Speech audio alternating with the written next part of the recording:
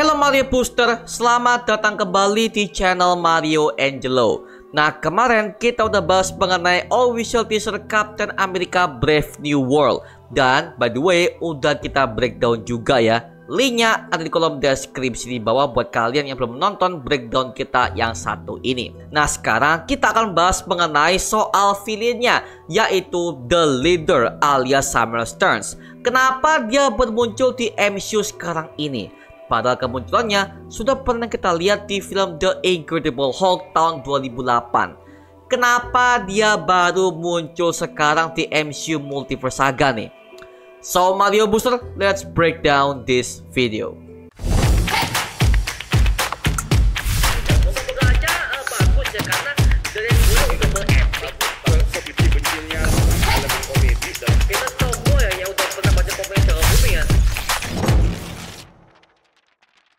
Samuel Stearns alias The Leader ini adalah sosok villain Marvel yang sangat ahli dalam bidang biologis. Dan dia cenderung sangat interest kepada darah Hulk yang mengandung sinar gamma yang berbahaya, yang bisa membahayakan penggunanya bermutasi menjadi makhluk hijau yang sangat mengerikan.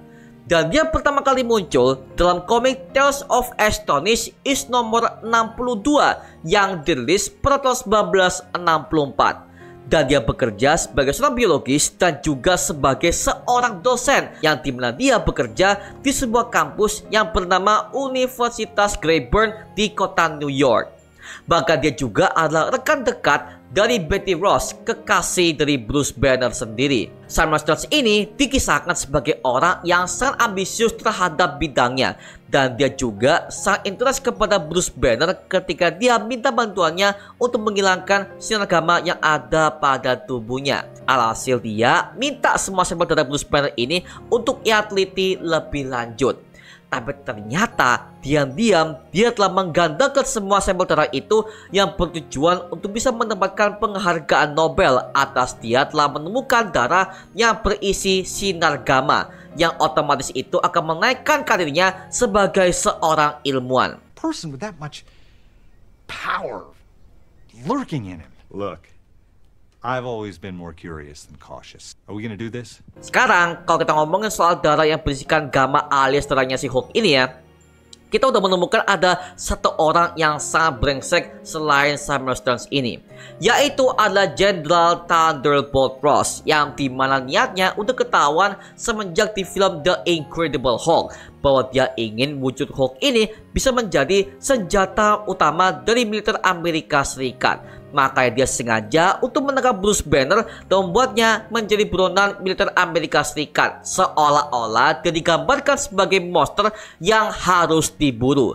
Nah, hal ini udah pernah kita lihat di film The Incredible Hulk tahun 2008, di mana Bruce akhirnya bersembunyi di negara Jerman selama beberapa tahun. Nah, kenyataannya semuanya menjadi kacau ketika Ross membuat Emil Blonsky menjadi super soldier dengan serum yang tidak stabil yang ia ambil dari berangkasnya Stark Industries. Ingat, bahwa serum ini adalah serum versi gagal dari versinya Captain America Steve Rogers, yang dimana ketika Steve diberikan serum itu, dia bisa menjadi kuat, bahkan bisa menjadi orang yang sangat lincah di era tersebut ya. Bahkan itu membuatnya menjadi sosok Captain America yang kita kenal sampai sekarang ini.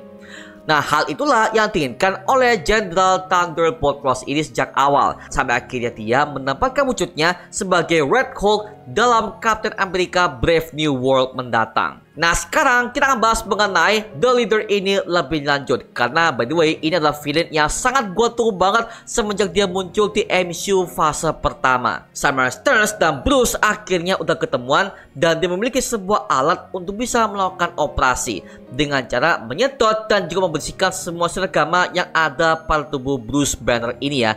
Tapi kenyataannya semuanya itu tidak berhasil, karena darah gamma itu untuk menyatu kepada sel darah merah milik Bruce Banner, sehingga itu tidak bisa dihilangkan. Dan jikalau itu dipaksakan, maka Bruce Banner akan mati dengan cara yang sangat mengenaskan cuy, karena kehabisan darah. Nah, karena hal itulah akhirnya Samuel Stearns ditangkap oleh pihak militer Amerika Serikat dan dia dipaksa oleh Emil Blonsky untuk membuatnya menjadi seperti Bruce Banner, yaitu sebagai Hulk ya. Nah, pertanyaannya, kenapa dia nggak berubah seperti Hulk? Malah justru wujudnya sangat berbeda, yaitu sebagai Abomination. Nah, kenapa? Nah, hal ini dihasilkan dari serum Super Soldier yang formulanya berbeda dengan yang pernah dipakai oleh Bruce Banner ketika dia melakukan uji coba tersebut sebelum dia akhirnya menjadi buronan, seperti itu ya. Ketika Abomination sudah lahir, Simon Stearns terkena sebuah cairan darah milik Bruce, lalu darahnya menetes kepada luka yang ada di kepalanya, sehingga hal itu membuatnya menjadi sosok The Leader.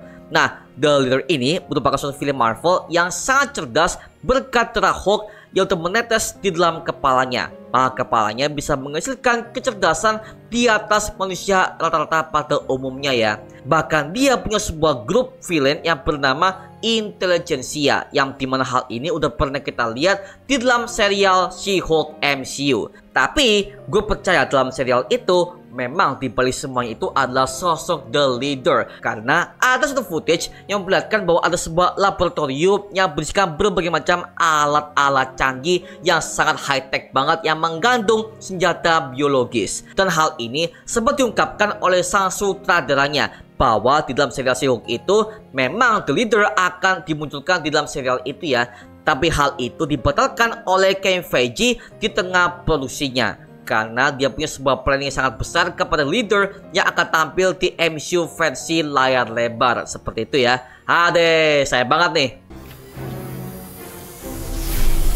I can fix this.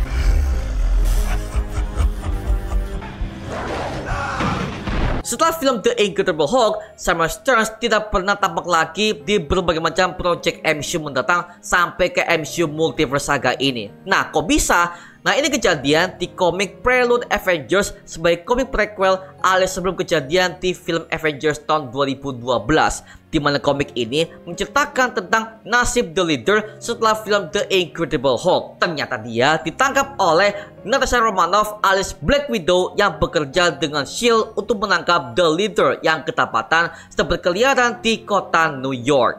Dan akhirnya dia disekap dalam sebuah penjara rahasia S.H.I.E.L.D. dan gak pernah keluar lagi. Nah, kemungkinan dalam plot cerita Captain America Brave New World ini, The Leader ini akhirnya bebas dan kabur dari penjara. Dan dia kemungkinan akan dibebaskan oleh sebuah kelompok supervillain yang bernama Serpent Society, yang dimana kelompok ini beranggotakan superhuman yang berkostum seperti ular semua. Dan mereka pertama kali muncul dalam komik Captain America is nomor 310 yang dirilis pada tahun 1985. Tapi gue udah curiga kalau misalkan The Leader udah kabur semenjak serial She-Hulk, yang dimana jaraknya sangat jauh dari Captain America Brave New World ini.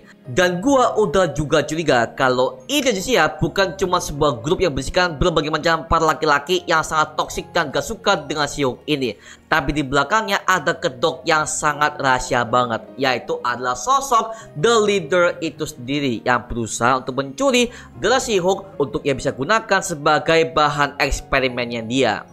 Maybe ya, lagi-lagi ini masih kemungkinan cuy. Maka dari itu peran Simon Stearns ini akan di-upgrade lagi di film Captain America Brave New World ini, dan juga ke project MCU ke depan kalau misalkan dia akan bertahan di MCU Multiverse Saga ini ya.